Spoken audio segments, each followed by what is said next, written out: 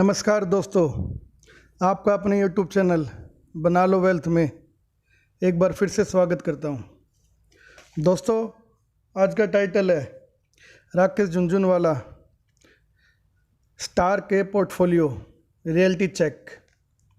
दोस्तों, आज मैं आपसे राकेश झुनझुनवाला जी के पोर्टफोलियो के बारे में बात करूंगा। मैक्सिमम स्मॉल इन्वेस्टर को यह मालूम नहीं होता है कि कौन सा शेयर बाय करें और कौन सा शेयर सेल करना है। किसी भी शेयर को बाय करते समय हमें यह देखना होता है कि कंपनी सही काम कर रही है, उसका बिजनेस सही है या नहीं है, लेकिन हमें जानकारी नहीं होती है। इसीलिए जो स्मॉल इन्वेस्टर है वो बड़े बड़े इन्वेस्टर, सक्सेसफुल इन्वेस्टर के पोर्टफोलियो को चेक करता है, जैसे राकेश झुनझुनवाला जी, विजय केडिया जी, रामदेव अग्रवाल जी, डोली खन्ना जी। ये भारत के कुछ फेमस इन्वेस्टर है जिन्होंने शेयर मार्केट में बहुत ज़्यादा पैसा कमाया है। तो कई स्मॉल इन्वेस्टर जिनको शेयर मार्केट की कुछ नॉलेज नहीं होती है लेकिन वो शेयर मार्केट में इन्वेस्ट करना चाहते हैं, तो वो ज़्यादा मेहनत ना करते हुए इन बड़े बड़े इन्वेस्टर के पोर्टफोलियो को चेक करते हैं और इनके पोर्टफोलियो में जो शेयर होते हैं उनको बिना किसी चेकिंग किए हुए या बिना उनकी कंपनी के बारे में कुछ इंक्वायरी किए हुए वो उन शेयरों को परचेज कर लेते हैं और एक बहुत भारी लॉस उनको हो जाता है।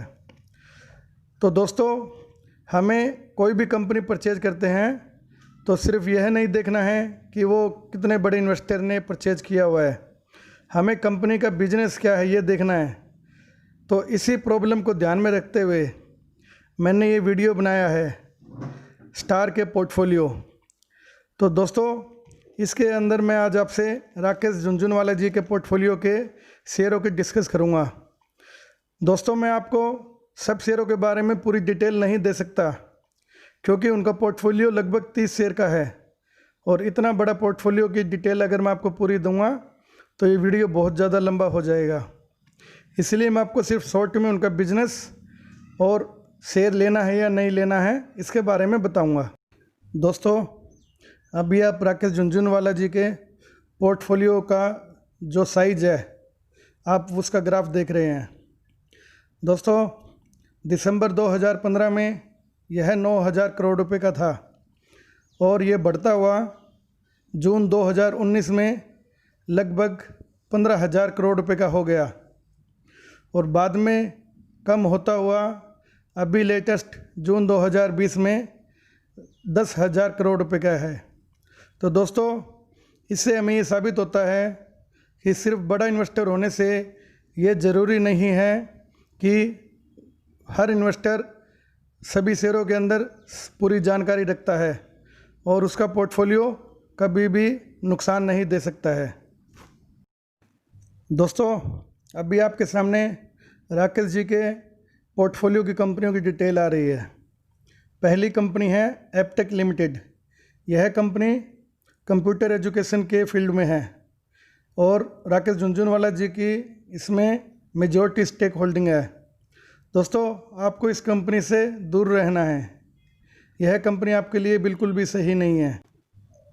दूसरी कंपनी है मंधाना रिटेल। दोस्तों, यह कंपनी कपड़ों के रिटेल फील्ड के अंदर है और इसमें राकेश जी के लगभग 90% की कैपिटल ख़त्म हो चुकी है और यह कंपनी भी आपके लिए एकदम सही नहीं है, आपको इससे दूर रहना है। तीसरी कंपनी है एनसीसी लिमिटेड। दोस्तों, यह कंस्ट्रक्शन सेक्टर के अंदर है और इसका प्रमोटर अपने लगभग पूरी इक्विटी को मार्केट में सेल कर चुका है। सिर्फ 15 या 20% के करीब करीब प्रमोटर के पास होल्डिंग है, तो आपको ऐसी कंपनी से भी दूर रहना है। Fourth, Rallis India limited. दोस्तों, यह टाटा ग्रुप की एग्रोकेमिकल कंपनी है और इसका बिजनेस फसलों से संबंधित केमिकल बनाने का है। दोस्तों, यह एक बहुत अच्छी कंपनी है, आप इसमें इन्वेस्ट कर सकते हैं। फिफ्थ कंपनी है बिल केयर लिमिटेड। दोस्तों, यह पैकेजिंग फील्ड से जुड़ी हुई है और इसमें भी राकेश जी की लगभग 90% से ज़्यादा पूंजी ख़त्म हो चुकी है। आपको भी इस कंपनी से दूर रहना है। सिक्स्थ कंपनी है जियोजित फाइनेंशियल सर्विस लिमिटेड। दोस्तों, इसमें भी राकेश जी का बहुत ज़्यादा पैसा ख़त्म हो गया है। यह कंपनी फाइनेंशियल सर्विस से जुड़ी हुई है। आपको इस कंपनी से भी दूर रहना है। Seventh, escort limited.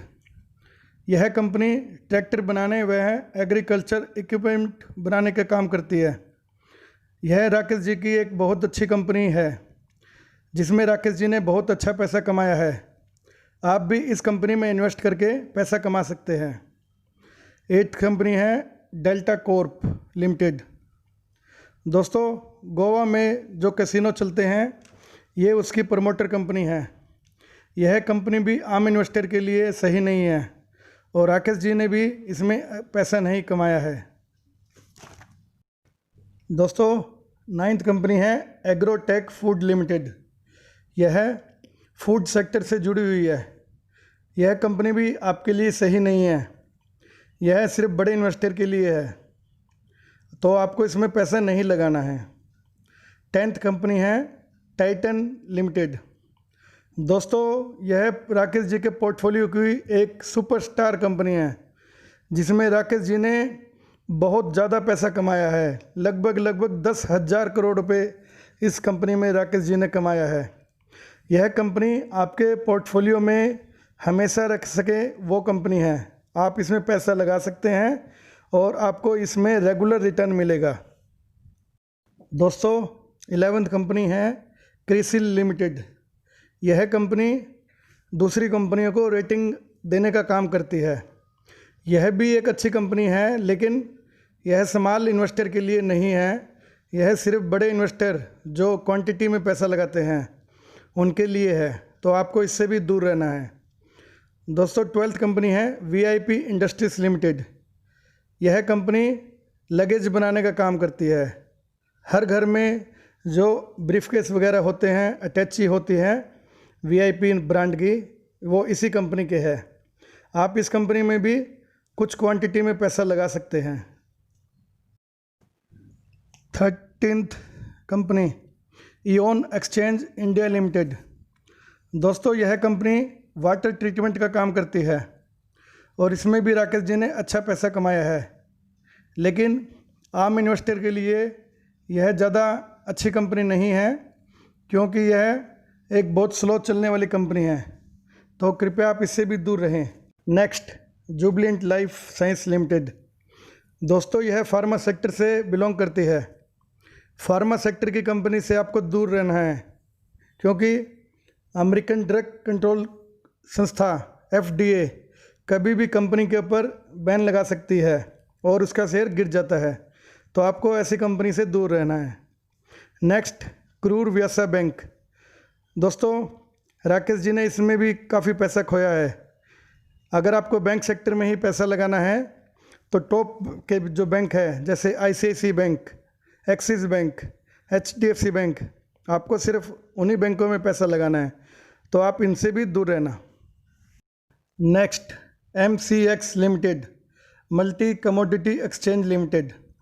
दोस्तों, हम जो गोल्ड, पेट्रोल जैसी कमोडिटी के अंदर ट्रेडिंग करते हैं वो इसी कंपनी के प्लेटफॉर्म पर करते हैं, लेकिन यह कंपनी भी बड़े इन्वेस्टर के लिए सही है, स्मॉल इन्वेस्टर के लिए कंपनी भी सही नहीं है। Next, Anantraj limited. दोस्तों, यह कंपनी रियल्टी सेक्टर को बिलोंग करती है और राकेश जी ने इस कंपनी में भी काफ़ी पैसा खोया है। आपको भी इस कंपनी से दूर रहना है। Next, federal bank. आप इसमें स्मॉल क्वांटिटी में पैसा लगा सकते हैं, रिटर्न दे देगा आपको, लेकिन ज़्यादा उम्मीद मत रखिए। Next, Fortis health care limited. दोस्तों, यह कंपनी हॉस्पिटल चेन से बिलोंग करती है और इसके प्रमोटर की काफ़ी बैड न्यूज़ जा चुकी है। अभी इस कंपनी में इन्वेस्ट करने का सही समय नहीं आया है, कृपया आप इससे भी दूर रहिए। Next, TV18 broadcast limited.